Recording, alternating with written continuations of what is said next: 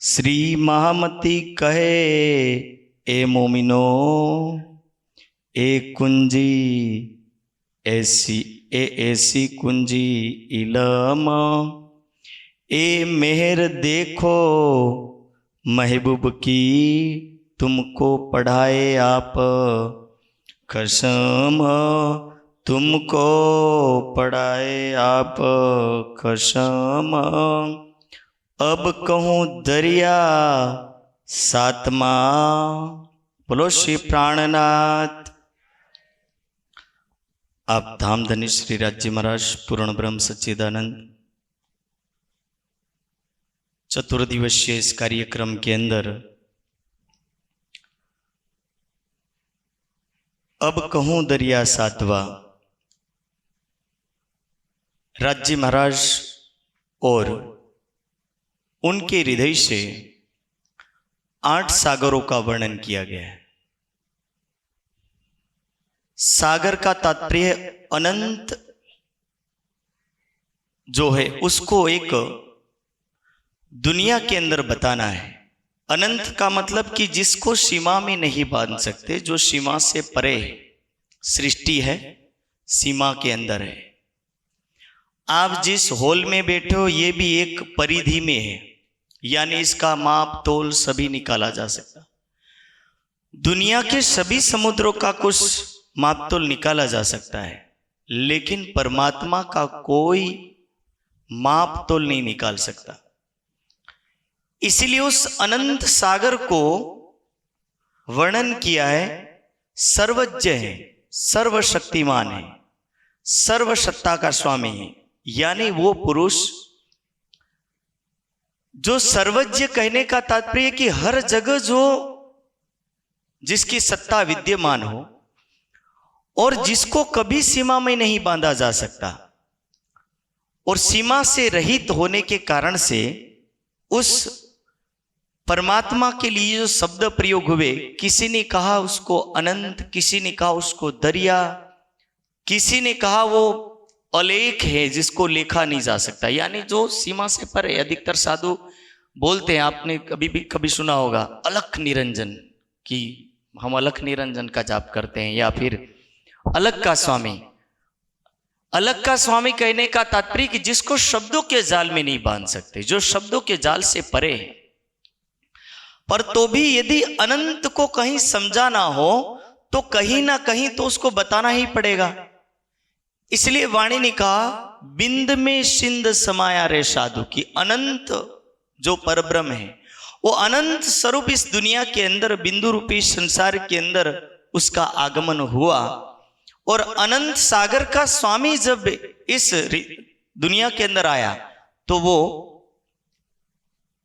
ज्ञान को लेकर के आया। वो ज्ञान भी एक बूंद स्वरूप ज्ञान, वो भी अनंत सागर के समान माना जाता है। तो दरिया का तात्पर्य यही है। 8 सागर का ये सागर है रस सागर। नूर नीर खीर दधी सागर, घृत मधु एक ठोर, रस सर्वरस सागर। रस सागर का तात्पर्य क्या है कि जहां से आनंद की प्राप्ति होती हो, जहां से रस की प्राप्ति होती हो, और उस रस की प्राप्ति के लिए कौन सा रस और किस रस को पीने के बाद व्यक्ति सभी आनंदों को प्राप्त हो जाता हो।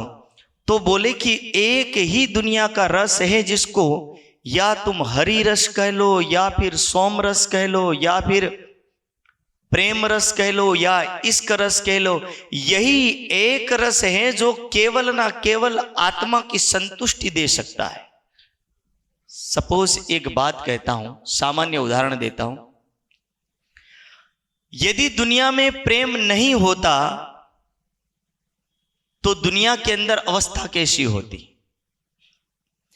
प्रेम नहीं होता तो हर मानव एक दूसरे से अलग होता, एक दूसरे पर आशा नहीं करता, एक दूसरे पर कोई भरोसा नहीं करता। प्रेम है इसलिए दुनिया में सब लोग एक दूसरे के साथ जुड़े हुए। यदि प्रेम नाम की चीज ही निकाल दी जाए तो शायद इस दुनिया के अंदर केवल ना केवल लड़ाई बच जाएगी, और लड़ाई जब रहेगी तो समझ लीजिए कि दुनिया भी टिकने वाली नहीं है। चाहे वो दुनिया का गुरुत्वाकर्षण हो, चाहे फिर वो मानव मानव के हृदय में पड़ा वो मोह हो, ये सारी चीज एक प्रेम की तरफ ले जा रही। और वो प्रेम क्या है कि एक बंधन, एक जोड़ रहा है। और उस प्रेम का फलस्वरूप क्या है? तो बोले आनंद रूपी रस है। सपोज एक बात कहता हूं, एक परिवार में फुल सुविधा है, जो चाहिए पत्नी को सारी चीज मिलती है, लेकिन यदि पति का प्रेम नहीं तो क्या बोलती है? सब कुछ हुआ तो क्या है, लेकिन सब होते हुए मेरे पास कुछ नहीं है। क्यों? प्रेम नहीं। यानी जिस घर में आनंद नहीं, जिस घर में आनंद का नामो निशान नहीं, ऐसा घर निरस्त हो जाता। और निरस्त घर के अंदर व्यक्ति जब रहता है तो सब कुछ होते हुए भी क्या समझता है? शमशान घाट की तरह है। दुख की घड़ियां, सपोज मान लीजिए वृंदावन की धरा, जो योग माया की धरा कही जाती है, उस योग माया की धरा में केवल राज्य ने अपनी आवेश शक्ति को खींचा, और आवेश शक्ति को खींचने के बाद जो कुछ पल की जुदागी रही, उस पल की जुदागी के अंदर सखियों ने जैसा समझा कि सारी दुनिया समाप्त हो गई। और जब सखियों ने पूछा कि अरे, राज्य ने पूछा कि हे सखियों ये ब्रह्मांड कैसा लगा, तो सखियां कह रही कि हे राज्य महाराज, आपका ये वृंदावन का ये योग माया का वृंदावन है, ये ब्रह्मांड हमें ऐसा लगा जैसे कोई शमशान घाट हो। और शमशान घाट की बात कही, यानी शमशान घाट का मतलब ही दुख का सागर, दुख का एरिया, दुख की जगह। और कह रहे कि आपका पल भर का वियोग हमें ये वृंदावन भी शमशान घाट की तरह लगने लगा। तो कहने का तात्पर्य है कि जहां रस है वहां सब कुछ है, जहां रस नहीं है, जहां आनंद नहीं है, जहां प्रेम नहीं, वहां कुछ नहीं है। और रस मिलने का जरिया क्या है? तो कह रहे जो निस्बत भरपूर, सातवें सागर का, रस सागर का अर्थ है निस्बत। और कब ये रस मिलेगा? तो बोले संबंध से मिलेगा। संबंध के बिना कोई रस मिलने वाला नहीं। समाज में आप जाते, कार्यक्रम में आए, आप स्वस्थ है तो हजारों लोग बोलेंगे कुछ भी जरूरत पड़े तो मुझे बोलना। बोलते कि नहीं बोलते? लेकिन हॉस्पिटल में पड़े रहने के बाद फोन करके देखिए, लाख रुपए की जरूरत तो 10 बहाने ना मारे तो मुझे पूछना। 10 बहाने आएंगे, अरे मेरे पास पैसे थे लेकिन मैंने दे दिए, मेरी ये समस्या आई, वो समस्या आई। यानी जहां आनंद मिलना चाहिए था वो आनंद नहीं मिला। नहीं मिलना इसका कारण क्या था? संबंध नहीं है। संबंध नहीं है, संबंध ना होने के कारण से जो देने वाला वो भी देने से इनकार कर रहा है, मना कर रहा है। और वही बात यदि किसी घर के सदस्य के साथ हो तो वो क्या बोलेगा? खेत बेच के भी मैं इसको ठीक करूंगा। क्यों? संबंध है, रिश्ता है। रिश्ता है इसीलिए उसको बचाने के लिए अपना सब कुछ कुर्बान करने को तैयार है। और रिश्ता नहीं है तो कुछ भी नहीं। तो यही है कि निस्बत है तो कुछ मिलेगा। और किससे मिलेगा? तो बोले निस्बत है तो परमात्मा से आनंद की प्राप्ति होगी। पर निस्बत नहीं होगा तो बोले जिसकी निस्बत परमात्मा से, उसको परमात्मा के घर से क्या प्राप्त होगा? तो बोले जिस सागर के अंदर जो रत्न पड़े हैं वही चीज उसको प्राप्त होगी। तो सागर में बोले परमात्मा रूपी सागर में क्या चीज पड़ी है? तो बोले इश्क, सौंदर्य, आनंद, इलम, अनंतता, कोमलता, कांति, ये सारी चीज उसके हृदय में पड़ी है। और बोले जो उसके हृदय में पड़ी है ये सारी चीज उस संबंध के कारण से प्राप्त होगी। और जब संबंध जुड़ा रहेगा तो उस संबंध से पता चलेगा कि उस संबंध से क्या क्या होता है। संबंध होगा तो सब कुछ, सारी बलाएं टलेगी। संबंध नहीं होगा तो कुछ भी नहीं टलेगा। इसलिए राज्य महाराज ने इसी प्रकरण के अंदर एक जगह कहा है कह रहे हके निस्बत वास्ते कई बंद बांधे माहे खेल, कि अक्षरातीत ने इस दुनिया के अंदर संबंध के लिए क्या क्या किया। तो बोले अक्षरातीत ने संबंध के लिए पहला रिश्ता निभाया। जब ब्रज मंडल के अंदर सारी गोपियां आई, अक्षरातीत ने कहा कि आपका संबंध अनादि पुरुष के साथ है, आप कहां इंद्र के चक्कर में फंस रही हो। और इंद्र से हटाया सखियों को। सखियों ने इंद्र को छोड़ करके गोवर्धन की पूजा की, और गोवर्धन की पूजा होने के बाद जब इंद्र की वृष्टि हुई, बारिश हुई इंद्र के माध्यम से, सारा ब्रजमंडल डरने लगा। और ब्रजमंडल जब डर गया तो उस समय सारे लोगों ने जाकर के कहा कि हे कृष्ण, आपने कहा था गोवर्धन की पूजा करो, हमने गोवर्धन की पूजा की, और गोवर्धन की पूजा करने के बाद बोले हमारा ब्रजमंडल डूबने लगा। तब उस समय अक्षरातीत ने पहला वहां संबंध निभाया और सभी ब्रजमंडल वासियों को कहा कि चिंता मत करो, हम आपको ऐसी जगह ले जाते जहां पर आपका बाल बांका भी कोई करने वाला नहीं है। पहला संबंध अक्षरातीत ने वहां हमारे साथ निभाया। जब सारी दुनिया प्रकृति एक तरफ खड़ी थी, अक्षरातीत हमें अपनी पनाह में लेकर के खड़े थे, और ये केवल संबंध का रिश्ता था, हमारा रिश्ता था। इसलिए ब्रजमंडल के सारे ब्रजवासियों को और गोपियों को गोवर्धन को उठा करके उसकी नीचे पनाह दी और सबको वहां पर बचाया। यदि संबंध नहीं होता तो ब्रजमंडल का नामो निशान आज कोई लेता, प्रेम की लीला का नामो निशान नहीं लेता। लेकिन संबंध था, उस संबंध के कारण ब्रजमंडल की कहानी अखंड हो गई, रिश्ता निभाया अक्षरातीत ने।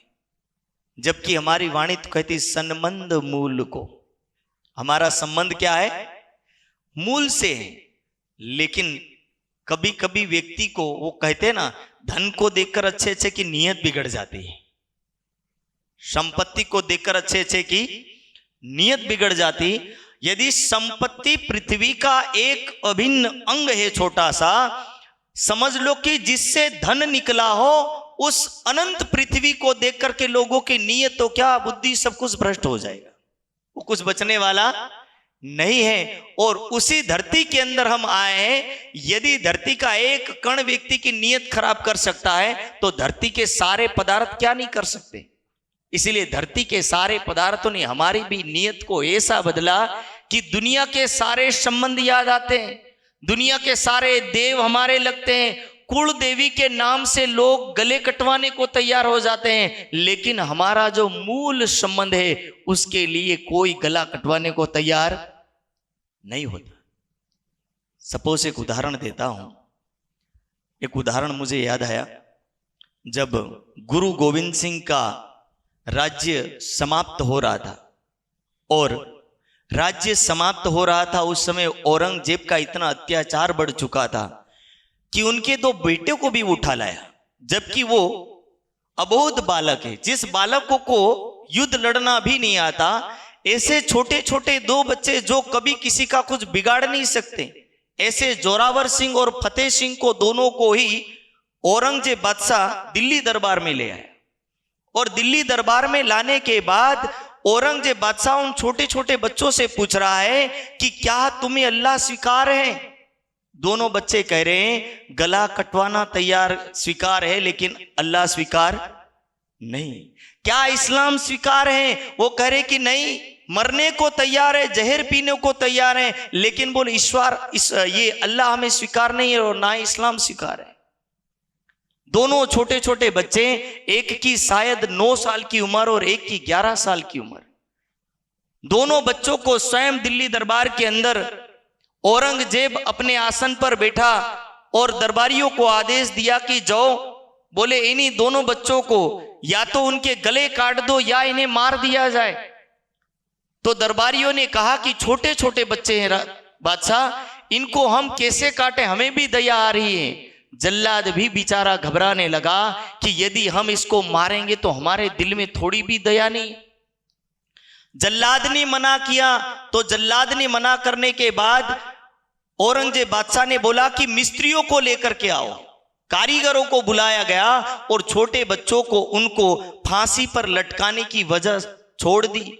उनको गला काटना छोड़ दिया, उन व्यक्तियों को बुलाया जो कभी फांसी पर या किसी की मृत्यु नहीं दे सकते, ऐसे कारीगरों को बुलाया और बुलाने के बाद कहा कि उनको जिंदा ही दीवालों में चिनवा दिया जाए। जब छोटा बच्चा जो 9 साल का बच्चा था वो रोने लगा और वो हंसने लगा, और बड़ा जब रोने लगा तो बड़े के आंखों में आंसू देख करके छोटा वाला कहने लगा, भैया आप तो मुझे वीरों की कहानियां सुना रहे थे, आज आप क्यों रो रहे हैं? तो बोले, आज मैं इसीलिए रो रहा हूं क्योंकि आज कोई अपने धर्म को बचाने के लिए, अपनी संप्रदाय को बचाने के लिए, अपनी रीति रिवाजों की परंपराओं को बचाने के लिए आज मुझसे पहले कोई कुर्बानी दे रहा है, और ऐसी कुर्बानी देते हुए मेरे भाई को देख करके मेरे आंखों में आंसू आए। आपकी मृत्यु से नहीं, पर आपकी मृत्यु एक देश के हजारों नहीं अरबों खरबों नागरिकों के लिए शिक्षा दे रहा होगा कि तुम्हारा ईश्वर एक है और तुम यदि ईश्वर के लिए क्या कर सकते हो। तो छोटा बच्चा जो सबसे पहले सीमेंट और ईंटों में ढप जाता है, बड़ा भी धीरे धीरे ढप जाता है। दिल्ली के ये लाल किला और ये दिल्ली का किला, दिल्ली का दरबार हर भारतवासियों को याद दिलाता है कि भारत देश के अंदर ऐसे भी लोग हैं जो ये जानते हैं कि हमारा संबंध उस परमात्मा के साथ है, जबकि उन छोटे छोटे बच्चों को इतना ज्ञान नहीं। वो तो दुनिया के जीव थे जिनको अपने भगवान पर इतनी आस्था है, और जो ये कह रहे हैं कि नैनम छिंदंती शस्त्राणी नैनम दहति पावक ना चेन क्लेदियंत्यापो ना शोषयति मारुत। वो छोटे छोटे बच्चे अपने संबंध को जान रहे हैं कि हमारा संबंध यदि भगवान के साथ है तो हम अपने भगवान को छोड़ करके किसी और को कैसे अपना सकते हैं। और याद करिए कि हमारा संबंध तो उस परमात्मा से है जो अनादि काल से संबंध मूल को, कि हमारा संबंध तो मूल से है। जब हम दुनिया में नहीं आए थे, दुनिया नहीं बनी थी, उससे पूर्व हमारा संबंध उस परमात्मा के साथ है। ऐसे संबंध को तोड़ करके हम दुनिया के सारे देवों में, सारे देवों के मंदिरों में घूम आते, हर देव के सामने सिर झुकाने को तैयार है। हमारा सिर तो वैसा है जिसको जहां भी झुका लो। जैसे एक चापलूस व्यक्ति होता है तो गंगा गया और गंगादास, और यमुना गया तो यमुना दास। हमारी तो वो दशा है कि हम जहां भी जाए अपना सिर उसके लिए हाजिर। लेकिन ये संबंध की बात जब आती है तो ये रिश्ता, ये नाता हम सुंदर साथ को याद दिलाता है कि हम भी उस संबंध को निभाने वाले। दुनिया के जीव क्या हमें शिक्षा दे। हमारे निजानंद संप्रदाय में यदि 12 मोमिनों का नंबर आया, अपने संबंध को दुनिया में जाहिर करने के लिए ये 12 मोमिन मरने को तैयार थे। मुकुंदास जी के पीठ की चमड़ी उधड़ जाती है। मुकुंदास जी भगवान दास नामक पंडे से मार खाता है, लेकिन किस लिए? तो बोले एक संबंध को जाहिर करने के लिए। मैं दुनिया में ये तो बता दूं कि मेरा नाता एक परमात्मा के साथ है, और जैसे दुनिया अपने इष्ट के लिए अपनी गर्दन कटवाने को तैयार है, इसी प्रकार बोले मैं मेरे संबंध को जाहिर करने के लिए अपना गला तो क्या सर्वस्व समर्पण करने को तैयार हूं। तो कह रहे हैं जो निस्बत भरपूर 7वां सागर यानी निस्बत का सागर, निस्बत का सागर यानी संबंध का सागर, सारे संबंध तोड़ करके एक जो हमारा संबंध है, जो आत्मा का संबंध, उस आत्मा के संबंध को निभाने के लिए, इसीलिए तो वाणी ने कहा कि भाई आप सारे लोगों को सम्मान दे सकते हो, लेकिन जब परमात्मा की बात आए तो आपके लिए केवल एक आराध्य होगा और वो परमात्मा होगा। और एक जब आराध्य परमात्मा होगा तो उस आराध्य को छोड़ करके यदि आप दुनिया के सारे आराध्यों को या सारे इष्टों को अपना मानने लगेंगे तो आपका पतिव्रता पणे और पतिव्रता धर्म नष्ट हो जाएगा। इसलिए वाणी ने कहा पतिव्रता पणे सेविये नाथये वेश्या जेम, कि आप अपने संबंध को संभालिए। दिवाली आई, धनतेरस के दिन ना जाने कितने लोगों ने लक्ष्मी की पूजा होगी मुझे पता नहीं, कितने लोग किए होंगे उसका पता नहीं, लेकिन जिसका संबंध होगा उन्होंने धन नहीं निकाला होगा, उन्होंने पूजा नहीं की होगी। छठ पूजा, लाभ पासम पूजा ना जाने कितनी पूजाएं आज भी सुंदर साथ निभाते हैं, और वो इसीलिए निभाते क्योंकि उनको उनका संबंध याद नहीं। शीतला सातम आए तो दुनिया लोग भूखे रहते, क्यों? शीतला सातम के नाम से। जन्माष्टमी आए तो भी लोग भूखे रहते हैं, वहां भी उनको नारायण का स्मरण हो आता है। लेकिन किसी दिन अपने प्राणेश्वर के लिए भूखे नहीं रहेंगे। किसी दिन अपना नंबर आया तो हम उसके लिए नहीं रहेंगे कि भाई हम इसके लिए कर रहे हैं। तो वाणी कह रही है कि संबंध यदि हमें पता चल गया हो, संबंध का ज्ञान हो गया कि सारी सृष्टि जब लय को प्राप्त हो जाएगी, शरीर का तन शरीर का संबंध जिसके साथ जुड़ा है वो अपने उन शरीरों को ले लेंगे। पृथ्वी है अपने 5 तत्वों को ले लेगा। किसी संत ने कहा, बोले बेटा किसका? तो बोले बहू का। बेटी किसकी? तो बोले दामाद की। तो 2 वृद्धों से पूछा तुम्हारा क्या? बोले हमारा कुछ नहीं। शरीर किसका? तो बोले शमशान का। तत्व किसके? तो पृथ्वी के। अब बताओ कि किसके पास क्या बचा? 5 तत्व पृथ्वी के, 3 गुण पृथ्वी के। शरीर को अग्नि ले जाती है, संबंध सारे एक दूसरे के साथ चले जाते हैं। जब बचा तो केवल हमारा एक ही तत्व जिसका नाम आत्मा तत्व है, और आत्मा तत्व को कोई लेने को तैयार नहीं होता। भूत बन करके व्यक्ति जब घर में वापस लौट करके आता तो ना जाने कितनी बड़वाई और कितने दोरे धागे, कितना तंत्र विद्या मंत्र विद्या करवा करके यही कहते भले ही हमारा घर का व्यक्ति दादाजी है, लेकिन इस दादाजी को किसी भी तरह घर से बाहर निकालो। वहां संबंध को कोई रखने को तैयार, क्योंकि आत्मा को कोई नहीं रखेगा, जीव को कोई नहीं रखेगा, केवल शरीर है तब तक रखने को तैयार है।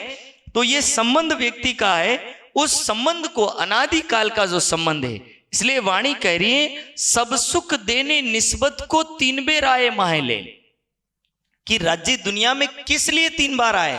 तो बोले सारा सुख देने के लिए। एक आत्मा जो 16 वर्ष की उम्र से निकल पड़ती है अपने घर से और रेगिस्तान की धरा पर जा रही है, अक्षरातीत आते हैं, उनकी पोटली को अपने कंधे पर लेकर के चलते हैं। किस लिए? संबंध निभाने के लिए।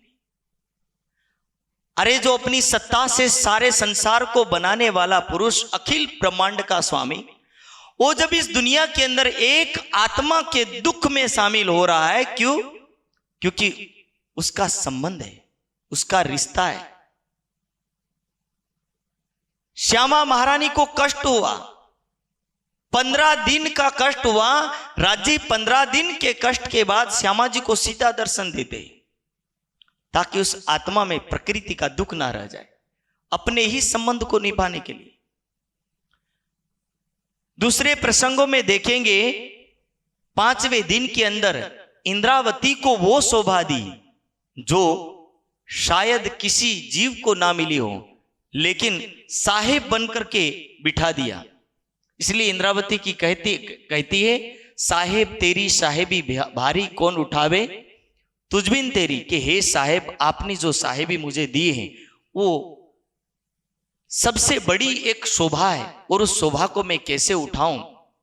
कहने का तात्पर्य है कि जिस आत्माओं को इस दुनिया के अंदर राज्य ने जाहिर किया, एक संबंध के कारण घर घर जाना बीतक का पूरा प्रसंग याद दिलाता है। कभी 8 महीने भिक्षा के टुकड़े खाने पड़ रहे, किस लिए? संबंध के कारण। और उन्हीं सखियों से पूछा जाए आप राज्य के लिए क्या करेंगे, तो संबंध का जब मंच तक रहेंगे तब तक संबंध का याद रहेगा। जैसे ही मंच से गए तो व्यक्ति कौन राज्य और कौन हम, इसका भी पता नहीं चलेगा। तो यही है कि संबंध एक जब याद दिलाया जाता है तो हर सखियों के लिए कि ये दुनिया है, इस दुनिया के अंदर अनेक देव हैं, लेकिन अनेक देव का रिश्ता अपने साथ नहीं, अपना रिश्ता केवल उस परमात्मा के साथ है। और इसी रिश्ते को निभाने के लिए कह रहे 3 बेर आए माहे लेल, अक्षरातीत उस संबंध को निभाने के लिए 3 बार आए, और 3 बार आकर के इन सखियों की महिमा का वर्णन किया। सारी दुनिया के अंदर अपने संबंध की महिमा स्वयं अक्षरातीत लिखते हैं और स्वयं उनको ब्रह्म मुनि के नाम से संबोधन करते हैं। भविष्य उत्तर पुराण में यही तो कहा, अभाविनो भविष्यन्ति मुनियो ब्रह्म रूपेण, कि वो ब्रह्म मुनि होंगे। ब्रह्म मुनि शब्द दिया, पर ब्रह्म मुनि शब्द देने के बाद उस शब्द की शायद कोई कदर नहीं कर पाया, क्योंकि ब्रह्म मुनि होना यानी ब्रह्म के गुणों को धारण करना। हमारे गुण यदि हम ब्रह्म के गुणों में लीन होने लगेंगे, डूबने लगेंगे, उस दिन से हम ब्रह्म मुनि कहलाने के अधिकारी होंगे। इसलिए ये संबंध है, और इस संबंध के लिए राज्य हमें ब्रज में भी आए हमारे साथ, रास में भी हमारे साथ थे, और जागनी ब्रह्मांड में भी हमारे साथ है। निस्बत वास्ते इश्क, निस्बत वास्ते इलम, कि ये ज्ञान क्यों आया और प्रेम क्यों लेकर के आए, तो बोले केवल अपना संबंध निभाने के लिए। सारी सृष्टि में सखियों के लिए अक्षरातीत ने क्या नहीं किया। जहां सखियों का नाम आया, कभी जेल तो कभी कुछ और, ये सारा संबंध केवल उस रिश्ते को निभाने के लिए लग गया। और यही हमें सुंदर साथ के लिए शिखापन है। ये सातवां सागर, संबंध का सागर याद दिलवा रहा है कि यदि निस्बत असल सबन की जित निस्बत तित सब, कि जहां निस्बत होगी वहां हमें सब कुछ प्राप्त होगा। उस समय हमें कुछ चीज मांगने की जरूरत भी नहीं पड़ेगी और कुछ कहने की भी जरूरत नहीं पड़ेगी। निस्बत यानी कि हमारा अनादि नाता, अनादि संबंध। कहावत कही जाती है कि घर का कुत्ता भी शाम को लौट करके आ जाता, घर के बैल गाय भी शाम को लौट करके आ जाते हैं। और हमारे लिए भी यही एक अवसर है जागनी ब्रह्मांड के अंदर। यदि हम अपने संबंध को याद कर पाए, दुनिया के सारे रिश्ते और सारे रिश्तों के साथ आत्मा का संबंध यदि हम निभा पाए, तो यही जागनी ब्रह्मांड का अवसर है। और इसी अवसर में हमें संबंध को निभाना है। और हमारा जो रिश्ता अनादि काल का रिश्ता है वो है एक परमात्मा। आत्मा और परमात्मा ये दोनों ही एक अनादि काल से जुड़े हुए हैं, और इन्हीं संबंध का हमें निर्वाहन करना है। और जब हम इनका निर्वाहन करेंगे तो निश्चित रूप से सारी बलाएं, सारा दुख दर्द हमारा हट जाएगा। वाणी में ये स्पष्ट कर दिया है कि जब जब दुख और कष्ट आए तो उन सारे दुखों में और कष्टों में राज्य हमारे साथ ही खड़े रहते। इसीलिए तो करें सब सुख देने निस्बत को, कि अपना सुख देने के लिए और अपना आनंद देने के लिए सखियों के लिए राज्य कुछ भी करने को तैयार है, पर सखियां अपने संबंध को निभाएगी तब, वरना राज्य उस संबंध को कैसे निभाएंगे। मैं कई बार उदाहरण देता हूं। एक नारी है, मान लीजिए, अपने पति से मांगने की अपेक्षा फलिए के किसी और घर में जा करके कपड़े मांगती है, पैसे मांगती है, तो उसके पति पर क्या गुजरेगी। उसका पति तो वैसे भी अंदर से पीड़ित हो जाएगा, दुखी हो जाएगा, क्योंकि उसको लगेगा कि मेरे से मांगना चाहिए पर ये किसी और से मांग रही है। और उसी की जगह यदि उस नारी की जगह हम अपने आप को सोच करके देखें कि एक परमात्मा की जगह हम अन्य के देवी देवता के मंदिरों में जाकर के हाथ फैला करके सब कुछ मांगते रहेंगे और कहते रहेंगे हे भगवान, हे देवी, हे देव, हमें सब कुछ दीजिए, हमारे घर में धन धान्य बढ़ाइए, तो परमात्मा पर क्या गुजरेगी।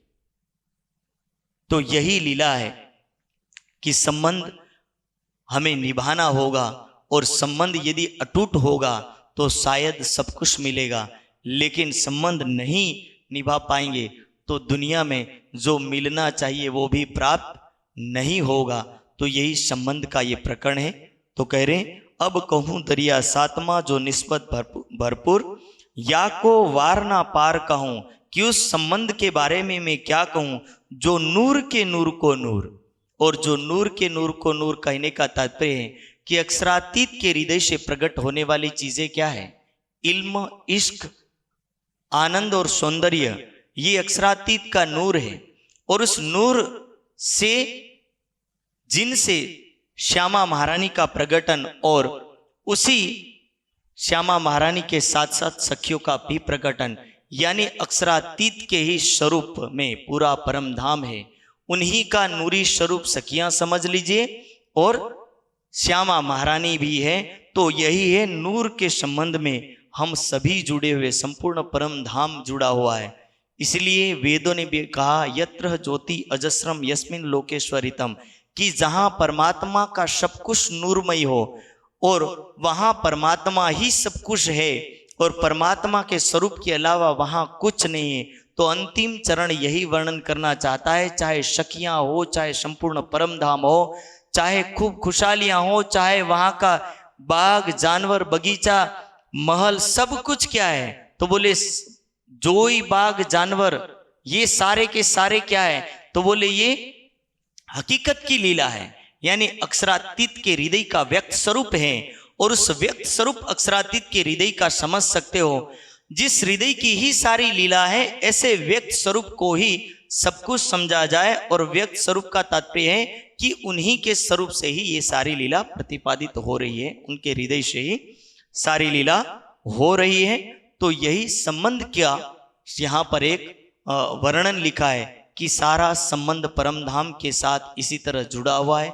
हमारी आत्मा का संबंध भी अनादि काल से उस परमात्मा के साथ जुड़ा हुआ है और इसी संबंध को हम यहाँ पर निभाने के लिए ही दुनिया में आए हैं। इसलिए सारे देव देवी देवताओं को छोड़ करके एक परमात्मा के ही चरणों में जा करके उसको ही सर्वे सर्वा मान करके अपनी आत्मा को उनके चरणों में ही सौंपे। इन्हीं शब्दों के साथ में मेरी वाणी को यहीं विराम देता हूं।